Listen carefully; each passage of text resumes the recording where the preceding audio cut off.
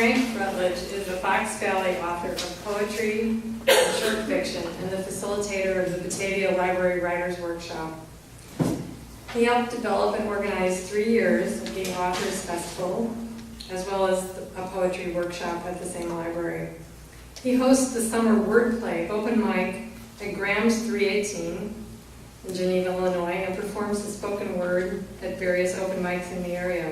He is a member of Writers Anonymous, an improvisation writing group, and the St. Charles Writers Group, belonging to both for more than 10 years. His first self-published chapbook of poems, Clothed in August Skin, was a success, and he is now preparing paper maps. And I have started referring to him as our resident poet, Frank Rutledge.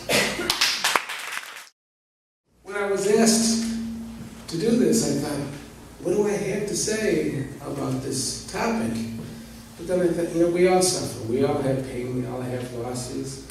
I had studied Buddhism, and the first precept in the Fourfold Path is that life is suffering. So we all know suffering. I have suffered from depression most of my life, and two of the best things that helped me get over it was love and discovering my creativity, discovering what it was to be an artist. And I think the 3 poems that I'm going to read tonight illustrate how that helps me become a better person and stay alive.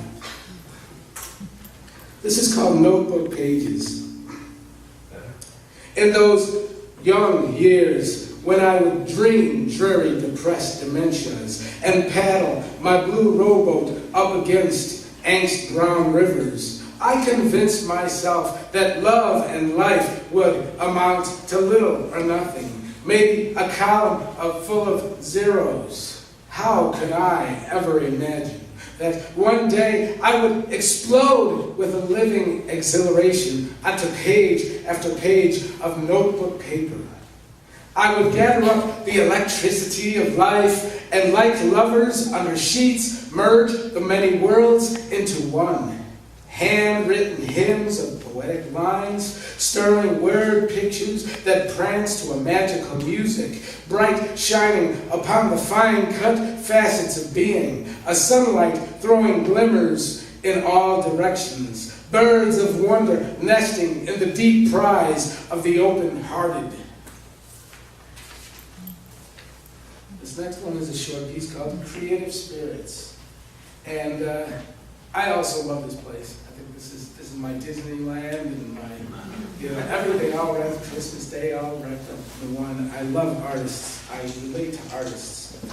And this is called Creative Spirits. We wrap our provincial mummified memory in caterwaul, hum hysterical hymns of avant-garde, off-kilter harmonies with slim ghost notes, thunder terrific downbeats. We, a choir of infinitude, pianissimo, muses spin a mesh of astonishment with a mystical melding. Turn everywhere we glance into inspiration. Our existence becomes art. And this is a little bit longer. It's called Crafting the Brand New Day. I had started writing a chapbook, another small chapbook of poems called Book of Stolen Thursdays. I had a friend that passed away suddenly about a year ago, and one of the things that creativity helps me do is to understand life. I've had many people, I've lost many people, like everybody has, and even every time it happens, it still mystifies me, and I have to learn to understand it, and I do that through my creativity, through my writing. So this poem is dedicated to Steve Hershenson. This is called Crafting the Brand New Day. At this point in life, it's a roll of the dice, a spin of the gambler's fortune wheel as to how each new day will begin.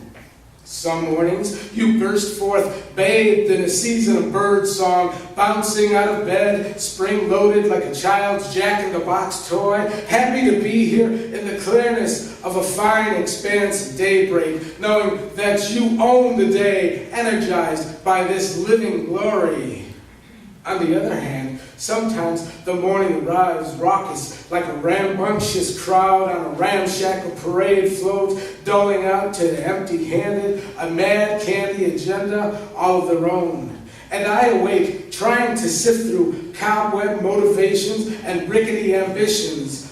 My boondock-tin dream, left over from a poor night of sleeping, flickers on my drive-in movie screen mind, imitating a bad memory of a toss-and-turn existence. Wrapped in shabby blankets, lying on a lumpy mattress, my thud-thick, heavy head rests on pancake flat pillows, and when I yearn for the feathered flight of wide awake and get instead elephants racing through the melted marshmallows, it is a true compass that a bad day is just around the corner.